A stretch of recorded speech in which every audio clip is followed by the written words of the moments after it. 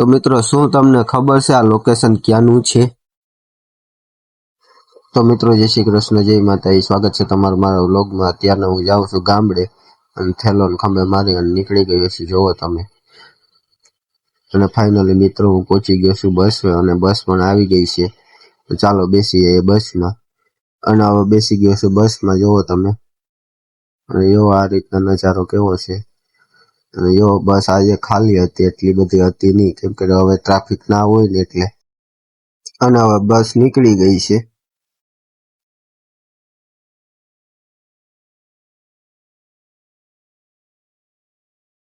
મિત્રો આપણે પહોંચી ગયા છે હોટલે। અત્યારના રાતના કંઈક 1:20 જેવું થયું છે, મતલબ કે 1:30 વાગ્યો એટલે એવું લાગે।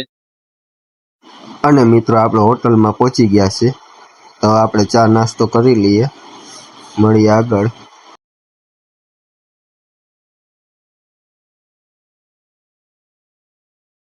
અને મિત્રો આ રાતે પણ હોટલમાં એટલી બધી ટ્રાફિક હોય, જોવો તમે કેટલી બધી બસો છે। અને મિત્રો હવે આપણી બસ ઉપડવાનો ટાઈમ થઈ ગયો, તો હવે બેસી જઈએ બસમાં। મિત્રો 6:30 વાગ્યા ચોટીલા પહોંચાયો હોટલે, વોટ ગયો કે મતલબ અને હવે અમે નીકળીએ, બસના ડ્રાઈવર ને આવી ગયા છે। અને મિત્રો ડ્રાઈવર નહીં બેસી ગયા, તો આપણે પણ વેફર લઈને ચડી ગયા બસમાં।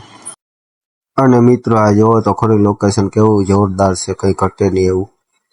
અને આ લોકેશન પોરબંદર હું જતો ત્યારે રસ્તામાં આવ્યું હતું, કંઈક રાણા વાવની આજુબાજુનું છે લોકેશન આ।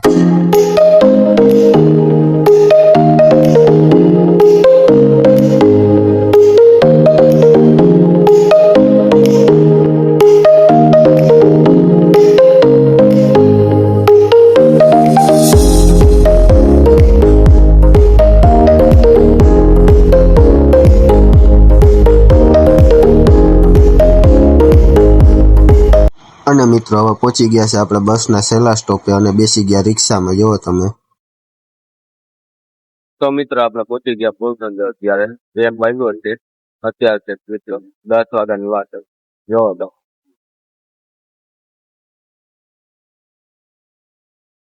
અને મિત્રો આજે તો બસ વાળે બહુ હેરાન કરી દીધા, 10 વાગ્યાની વાત હતી, 1 વાગે પહોંચાડ્યા। અને પછી બેસી ગયા માધવપુરની બસમાં, નીકળી ગયા માધવપુર જવા માટે। અને પહોંચી ગયા માધવપુર, આપણું ગામ। અને ચોપાટીએ પાણીપુરી ખાવા પહોંચી ગયા છે દરિયે, જોવો તમે।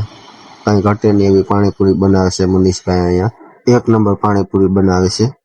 મિત્રો હવે પહોંચી ગયો છે માધવપુર, મારે ઘર પહોંચવા આવ્યો છું, જોવો તમે, મારા શેરીમાં તો પહોંચી ગયો। અને મિત્રો પહોંચી ગયો છું ઘરે। અને મિત્રો ઘરે પહોંચ્યા હતા, માધવરાય ભગવાનના દર્શન પણ ખુલી ગયા હતા, તો મંદિરે દર્શન કરવા પહોંચી ગયા। તમે પણ દર્શન કરી લો, મળીએ બીજા વ્લોગમાં। લાઈક સબસ્ક્રાઈબ કરી દે, થેન્ક યુ, ધન્યવાદ।